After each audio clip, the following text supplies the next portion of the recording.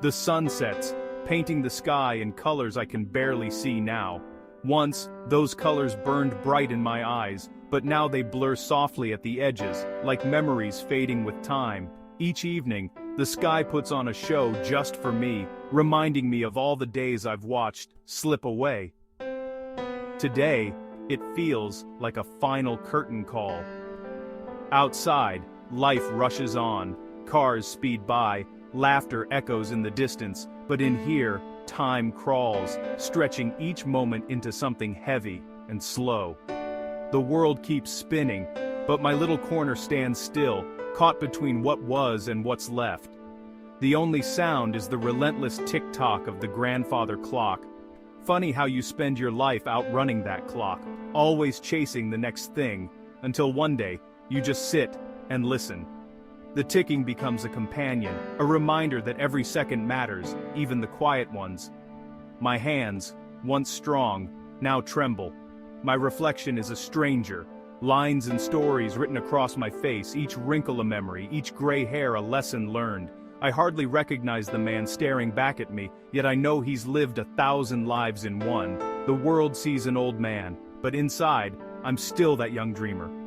Life isn't a journey, it's a movie you watch twice, seeing the truths you missed the first time. I remember the hopes I had, the mistakes I made, and the dreams I chased. If only I could go back and whisper to my younger self, I'd tell him to pay attention to the little things. Wisdom comes late, when you have little time left to use it, so I want to share what I've learned, not as a lecture, but as a conversation, a gentle reminder that life is precious and fleeting. I hope my words can help someone else see what truly matters, before it's too late.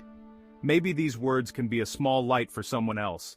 The clock is always ticking for all of us, whether we notice it or not. Every moment is a chance to listen, to learn, and to love a little more deeply. Don't wait until the end to realize you should have listened.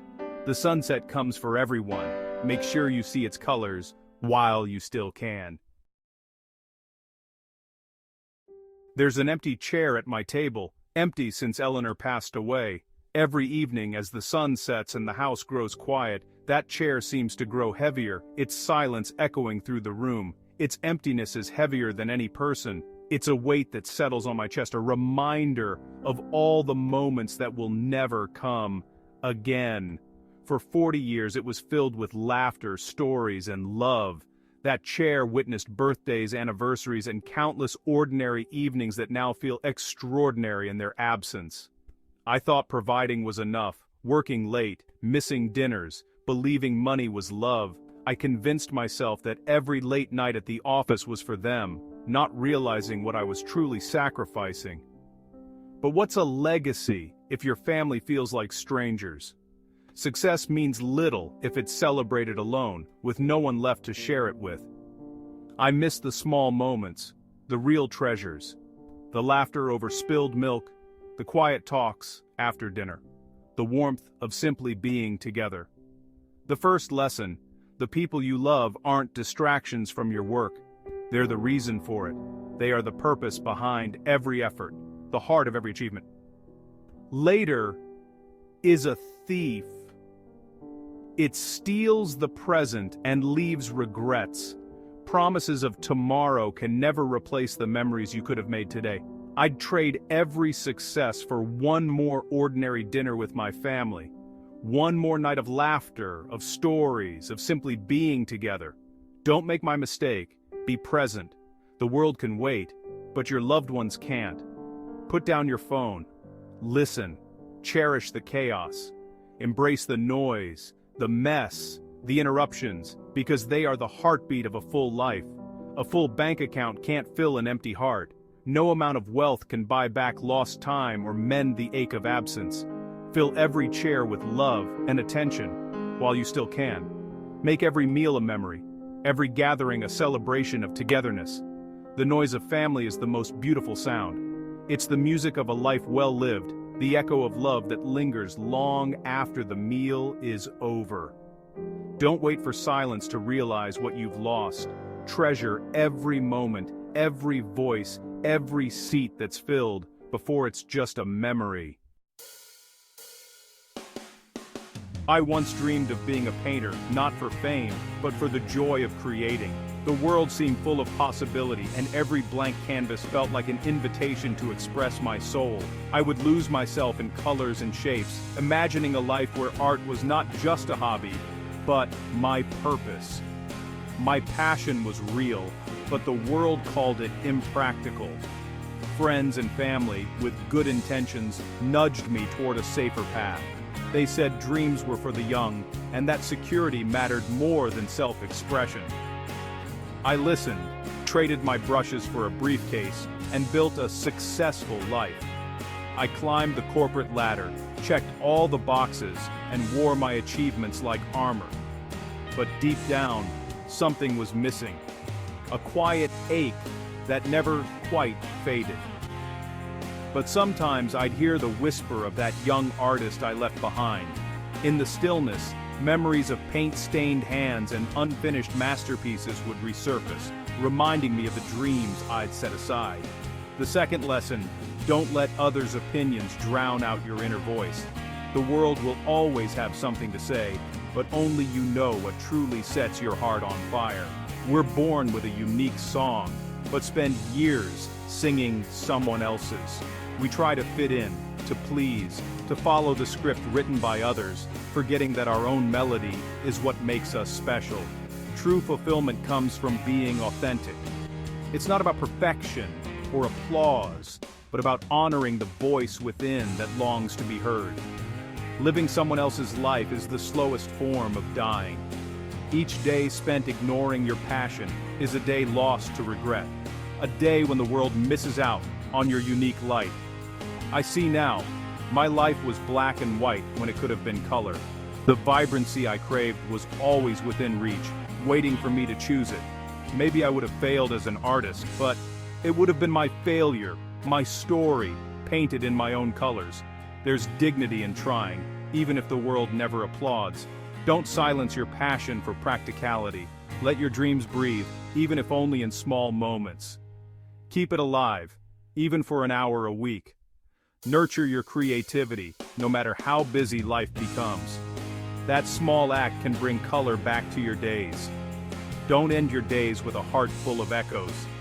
Live your own story, and let your true colors shine before it's too late. For years, I blamed the world for my unhappiness, my job, my commute, my family. It was easier than looking at myself. Blame is a comfortable prison. It makes you a victim in your own story. I waited for circumstances to change so I could be happy, but the world never changed. The third lesson. You are responsible for your own happiness. No one is coming to save you. The only thing you control is yourself, your attitude, your choices. When I accepted this, my life began to change. It's not easy, but it's liberating. Look in the mirror. Be honest. Stop waiting for the world to change. Change yourself. Take responsibility. It's the first step to a life you don't need rescuing from. Be the author, not the victim, of your story. We chase big moments, weddings, promotions, vacations, thinking they define us, but life isn't built on fireworks, it's built on the small, ordinary moments. I spent years looking ahead, missing the joy in the everyday. The fourth lesson, happiness is found in the mundane. It's the morning coffee, the shared joke, the warmth of the sun, the sound of laughter. These are the bricks of a meaningful life. If I could go back, I'd savor each moment. I'd linger over coffee, take that walk, listen more closely. The small moments are the most significant. Don't wait for the big events. Find the magic in the mundane. Life is happening now, in the little things. Don't miss it. I once feared silence, filling every space with noise to avoid my own thoughts. After Eleanor passed, silence became my companion and my teacher. At first it was painful, amplifying my loneliness, but slowly, I made peace with the quiet. In silence, I began to hear myself again. I processed grief, found clarity, and discovered wisdom. The fifth lesson. Embrace silence. It's where you find yourself.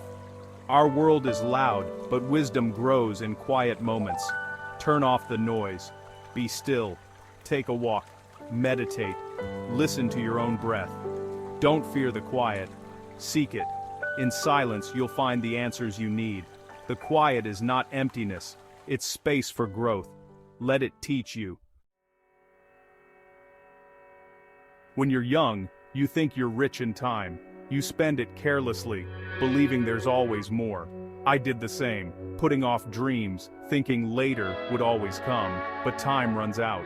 The tomorrows become yesterdays. The sixth lesson: time is your most valuable currency, and it's non-refundable. Every moment spent on things that don't matter is lost forever. Be intentional with your days. Invest your time in what brings you joy and meaning. Stop saying tomorrow. Start today. Take the trip. Learn the skill. Say, I love you. The perfect moment is now. Every day is a gift. Don't leave it unopened. Use your time wisely. It's all you truly own. I treated my body like a rental car, pushing it, ignoring warning signs, taking health for granted. The bill came due with a heart attack at 58. Lying in that hospital bed, I realized how fragile this vessel is. The seventh lesson: your body is your only true home. Take care of it. This isn't about vanity, it's about respect. Eat well, move, rest, and listen to your body's signals. Don't wait for a crisis to start caring. Care for your mind too. Feed it with curiosity and positivity. Protect your self-respect. Never beg for a place where you're not valued. Walk away from what makes you feel small. Your time, energy, and heart are precious. Care for your body, mind, and dignity. They are all you have. Don't squander them.